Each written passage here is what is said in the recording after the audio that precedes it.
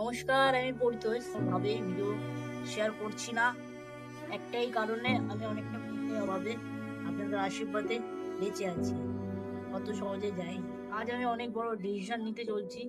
হয়তো আমি Facebook Instagram বন্ধ করতে কিছু বন্ধ কর কেন কেন খুলবে রাখবো বলো? ভিডিও ছাড়লে যদি তোমরাই যদি না দেখো বুঝতে পারি, তাহলে ভিডিও করে লাভ আছে? বেকার সময় নষ্ট করে লাভ আছে? কমেন্ট করবে না, ভিডিও দেখবে না। কখন আমার জীবনের একটা সঙ্গী হয়ে দাঁড়িয়েছে। এখন চলতে গেলে অসুখ নিয়ে আমার বাঁচতে হবে। সেই জন্য আমি পরিবারের জন্য কিছু করতে পারছি না, নিজের জন্য কিছু করতে পারছি না।